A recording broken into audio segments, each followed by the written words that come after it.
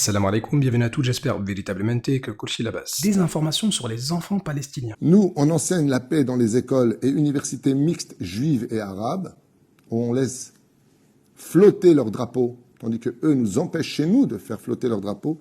Dans aucune école dite palestinienne, on y enseigne la paix, si ce n'est que la haine du juif et l'occupation des Israéliens sur le territoire. Adbah al-Yud, qui signifie massacrer des juifs.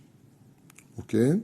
Nous sommes le peuple de la Bible. Alors stop, il vient de dire que nous sommes le peuple de la Bible, et juste avant il a dit nous on enseigne la paix. Ça on le garde pour la troisième partie. Ensuite il va prétendre que eux enseignent la paix et que dans les écoles palestiniennes on enseigne la haine des juifs tous les jours. Est-ce qu'il a apporté une preuve à ça? Parce que moi ce que je vous dis par contre, vous pouvez regarder où vous voulez, vous trouverez exactement les références que je vous amène. Donc il a apporté aucune preuve, aucune référence par rapport à ce qu'il vient de dire. Par contre, si on se base sur les preuves que lui a citées, il avait cité le Coran sourate combien? Au contraire, à la 5e, je crois, au 6e sourate, je ne me rappelle plus, j'ai étudié le Coran il y a très longtemps. Non mais Raf Twitou, tu peux pas te baser sur la sourate 5 pour dire que Israël c'est à vous, et de l'autre côté dire que les Palestiniens enseignent tous les jours la haine du juif, puisque les Palestiniens lisent justement le Coran, qui comporte la sourate 5 que toi-même tu as citée, et qui contient le verset numéro 13 qui parle des juifs. Tu ne cesseras de découvrir leur trahison, sauf d'un petit nombre d'entre eux. Alors, petite parenthèse, qu'on ne dise pas oui, le Coran, il est antisémite, il parle des blâmes envers les enfants d'Israël. Le livre qui blâme le plus les enfants d'Israël, c'est un défi, c'est pas le Coran, c'est la Bible, la Torah elle-même. Donc, tu ne cesseras de découvrir leur trahison, sauf d'un petit nombre d'entre eux.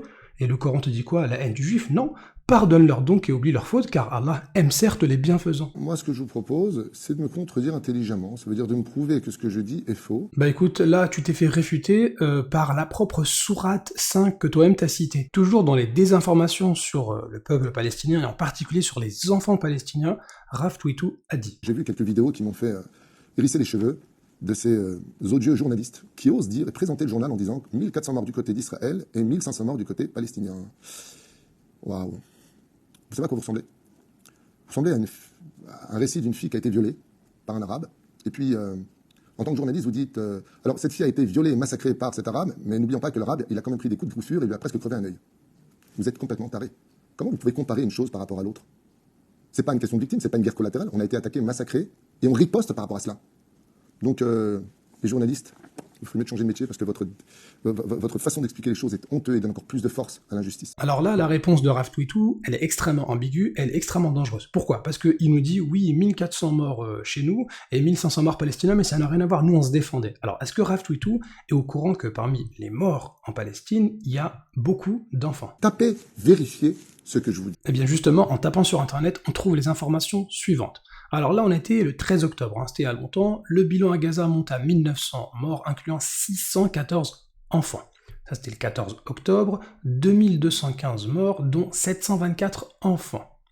Là c'était le 18 octobre, 853 enfants. Lui il a fait sa vidéo il y a environ 4 jours. 1524 enfants, donc là c'était il y a 3 jours. D'accord? Et quand on regarde encore en dessous, 1756 enfants. Donc Raf Twitou, quand vous nous dites que on fait que se défendre, 1400 morts en Israël et 1500 morts en Palestine, ça c'était il y a un moment, d'accord? Là dernièrement c'est plutôt, on va vers les 4000 morts, dont 1500 enfants. Donc l'histoire de la fille qui se fait violer, là c'est plutôt une fille qui se ferait violer et qui va par la suite tuer les enfants et la famille du violeur. On est plutôt dans ça. Et ça, je sais pas si vous appelez ça de la défense. Et en plus, votre discours de dire oui, on faisait que se défendre, mais ça c'est un argument qui est hyper dangereux puisque le Hamas aurait pu aussi vous dire non, on fait que se défendre par rapport à ce qui s'est passé avant. D'accord? Donc imaginez que quelqu'un tienne cette position-là. Vous serez pas d'accord avec lui, vous allez dire c'est horrible ce qui s'est passé. Et c'est vrai que le musulman condamne ce qui s'est passé en Israël. Le musulman est contre les injustices. Mais de l'autre côté, pourquoi vous ne dénoncez pas ce qui se passe du côté palestinien? Pourquoi vous ne dénoncez pas ces 1500 enfants qui se font tuer et qui n'ont rien fait du tout? Pourquoi vous ne dénoncez pas? On vous entend pas sur ça. À moins que Raf Twitou l'ait fait dans d'autres vidéos et qui condamne clairement tous les enfants palestiniens qui sont tués, mais à ce moment-là, on l'entend pas beaucoup. Parce que de l'autre côté, on nous dit oui, les musulmans, on les entend pas beaucoup sur ce qui s'est passé en Israël. Non, on condamne clairement, mais de l'autre côté, quand c'est des rabbins qui ne condamnent pas clairement les enfants palestiniens qui sont tués, bah là on n'entend plus personne, bizarrement. Maintenant, on passe à la troisième partie, des informations sur la Torah. Vous vous rappelez que Raf Twitou, il avait prétendu que nous on enseigne la paix, etc. Et juste après il a dit nous sommes le peuple de la Bible. Nous, on enseigne la paix. Nous sommes le peuple de la Bible. Nous, on enseigne la paix. Nous sommes le peuple de la Bible. Eh bien quand on prend la Bible, on voit qu'il y a au moins 3 cas où le meurtre des enfants est permis. Alors je ne dis pas que Rav Twitou valide ces versets-là ou qu'il veut les mettre en application, je veux juste le mettre face à une contradiction quand il dit nous on enseigne la paix et nous sommes le peuple de la Bible. D'accord? Bien évidemment, il existe malheureusement des rabbins qui souhaitent mettre ces versets en application, comme on va le montrer dans d'autres vidéos, Inch'Allah. Alors, premier cas, c'est la terre promise, parce qu'on nous dit oui, Israël c'est à nous, etc. Mais comment vous avez fait pour prendre Israël selon la Bible? Eh bien, ça s'est fait à travers Deutéronome chapitre 20, verset 16, tu ne laisseras la vie à rien de ce qui respire. Ça a été appliqué par Josué chapitre 6, verset 21, il dévoire par interdit au fil de l'épée tout ce qui était dans la ville, hommes, femmes, enfants, vieillards, même les animaux. Donc quand on nous dit nous on enseigne la paix et nous sommes le peuple de la Bible, mais selon la Bible elle-même, eh bien le pays d'Israël, ça a été pris en tuant des enfants. Deuxième cas, lorsque les Madianites, par exemple, avaient égaré les enfants d'Israël, ils les avaient conduits à adorer d'autres divinités. Eh bien, selon la Torah, Moïse a ordonné de tuer tout mâle parmi les petits-enfants et tuer toute femme qui a connu un homme en couchant avec lui. Bref, en gros, selon la Torah, tuer les enfants, ça s'est fait largement. Et même lorsque Israël avait été attaqué par Amalek plusieurs siècles auparavant, on lit clairement « tu feras mourir hommes, femmes, enfants, nourrissons ». Donc en cas de vengeance, si Israël s'est fait attaquer, elle peut riposter plusieurs siècles après en tuant même des enfants. Donc ça, c'est ce que dit la Torah, le Tanakh. Donc c'est exactement la Bible citée par le Rav Twitou. Ça veut donc dire que Rav Twitou, quand il prétend qu'ils enseignent la paix et qu'ils sont le peuple de la Bible, et que quand on lui parle des morts palestiniens, il dit non, c'était que une vengeance, etc. Il est en train de nier qu'il y a eu plein d'enfants qui ont été tués.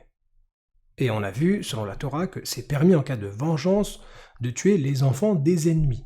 Alors bien évidemment, Rav Twitou, il va nous dire non, ça, je ne suis pas d'accord avec ça. C'est vrai, mais à ce moment-là, il faut que tu dénonces clairement les enfants palestiniens qui sont tués. Donc Rav Twitou, tu es un rabbin, tu as de l'influence, donc on attend une vidéo claire où tu dis c'est interdit de tuer les enfants des Palestiniens. Tu veux une parole claire de notre part, c'est interdit de tuer les enfants israéliens, c'est clair. Le prophète, alayhi salatu wasalam, il a interdit, nous condamnons. Donc on attend de ta part une vidéo où tu dis clairement c'est interdit de tuer les enfants palestiniens, parce que là c'est hyper ambigu. Quand on parle des Palestiniens, oui mais c'était une vengeance, tu te bases sur la Bible, etc. et tout, donc c'est hyper ambigu. Donc merci de montrer clairement que tu condamnes les enfants palestiniens qui sont tués.